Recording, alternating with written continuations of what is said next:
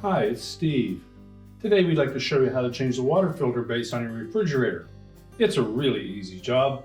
Let me show you how we do it. Now to do this repair, the first thing we'll need to do is to turn off power to the refrigerator. So either pull it far enough forward that you can unplug it, or locate the electrical panel, turn off the appropriate breaker, or remove the appropriate fuses. You may also wish to disconnect or turn off the inlet water supply to your refrigerator as well. Once we've done that, we'll open the refrigerator up and we'll remove some items on the shelf. Now we've removed the upper shelf here to give us a little more room to work. And we'll need to remove this control housing to access the part. So before we begin, we suggest we take the water filter out. It just lessens the weight of that. So simply remove it and set it aside. Now our next step will be to remove this cover at the back here. That covers the water lines and fits into the back of the control housing. And it's held in place with a 1/4 inch hex head screw.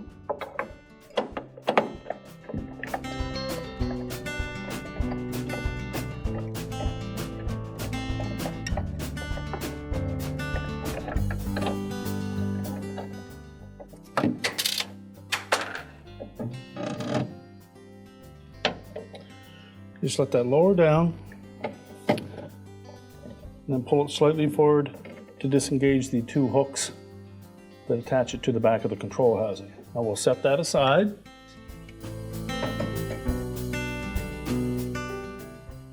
Now this will expose a single screw in the back here that we need to remove.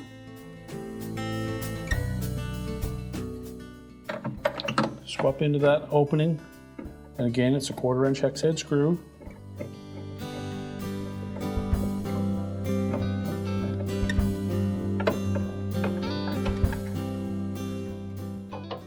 Now next, we suggest that you disconnect the 2 water lines that fit into the back of the water filter holder. And you'll note that there are 2 little collars there. And to release those water lines, we're going to push that collar in towards the holder while pulling outward on the tubing. Now you can use a little open end wrench or a pair of needle nose pliers just to press in on that and then pull the tubing away.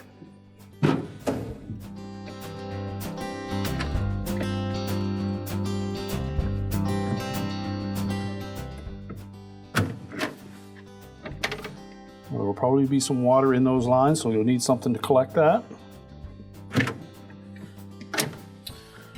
Now, once we have the water lines disconnected, our next step will be to remove 3 more screws across the front of that control housing.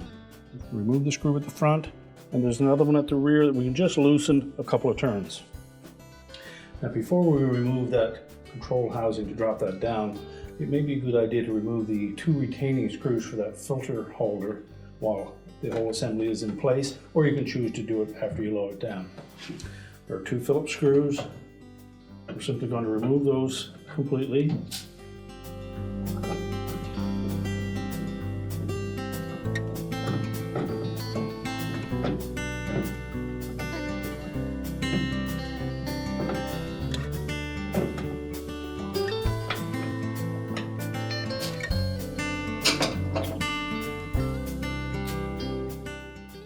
And now we'll go ahead and remove the screws for the control housing. Loosen this one on the back, just a few turns. Now if you have difficulty accessing the one on the side towards the front here, just remove the light bulb first.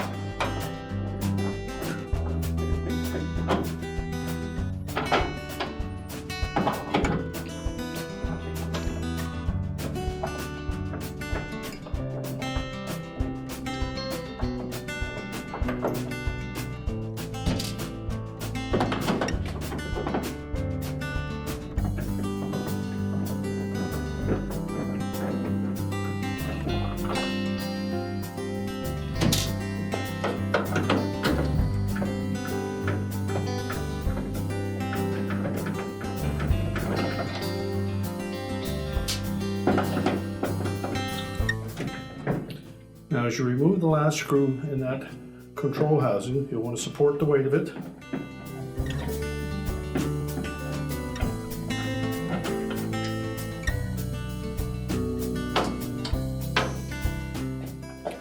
And carefully lower that housing down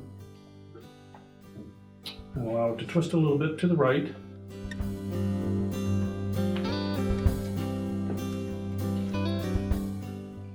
Now once we've done that, we'll next need to remove 2 screws that hold these little clamps in place for the ejector lever. So we'll need to remove those 2 screws first.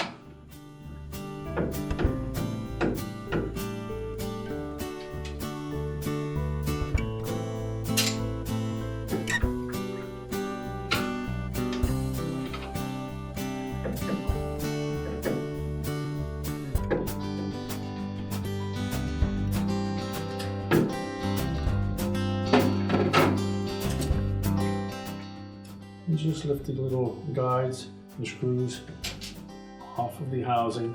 Now with the guides removed, we'll next just take one hand and hold that filter base and pull it towards you till it clears the holes at the back of the housing. And then while supporting that actuator arm, we're going to rotate that filter base to disengage the arm from the slotted hole on the side of it. We can then discard that old filter base. Now when installing the new filter base, we'll begin by fitting that actuator arm through the opening. Then position the filter base as such, and then hook that T-hook on the end of the actuator arm into the lever on the side of that filter base. Rotate it down till it's flat, and then fit it through the openings in the back. Now next we'll put the guides back in place. Make sure they straddle that actuator arm, and then install the retaining screw.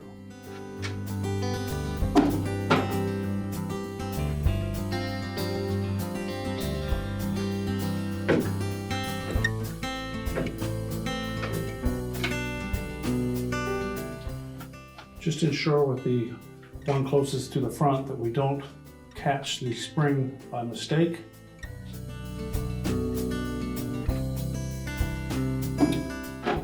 The compression spring should be forward of that guide. So tighten both of the screws, and now we can secure the housing to the ceiling of the fresh food compartment. We may choose to install the 2 screws that secure that filter base to the housing first. Now as we lift that housing up into place, we suggest that you may want to put the single screw towards the front on that side housing in place first. So fit the screw into the hole first until you can see it protrude through the back side of it.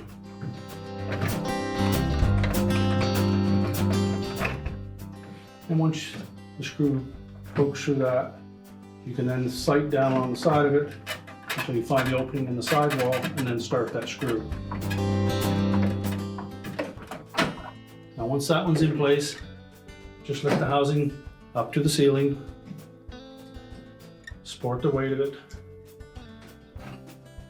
and then install one of the retaining screws along the front. And again, you can look through the top side, then line up the screw, then tighten it to secure. Now with the control housing secure to the ceiling, our next step will be to secure that filter base to that housing. So begin by pushing that ejector arm all the way back, and then grasp the back side of that filter base so that you can pull it tight up against the back wall. And take one of the mounting screws up through the bottom, and then while looking through that filter opening, you'll be able to line up that screw with the hole in that filter base. And before we tighten it, we'll put the second one in. Again, just grasp one of the outlets or inlets of that filter base to support it. Once we've started the screw, we can release it and tighten them securely.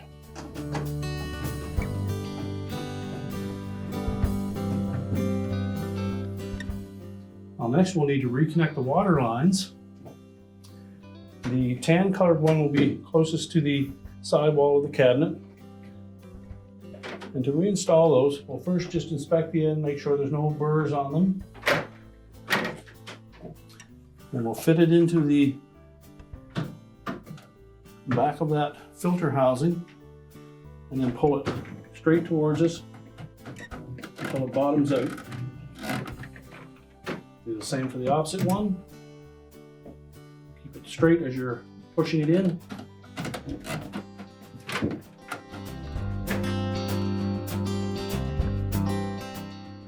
And now we can put the rear cover in place. Now to install this rear cover, we want to line up those two tabs with the openings in the back of the filter housing. Fit it up over top of the tubing and install the retaining screw. Tighten it securely. Reinstall the water filter. Reset our controls. Remember to reinstall the light bulb if you've removed it.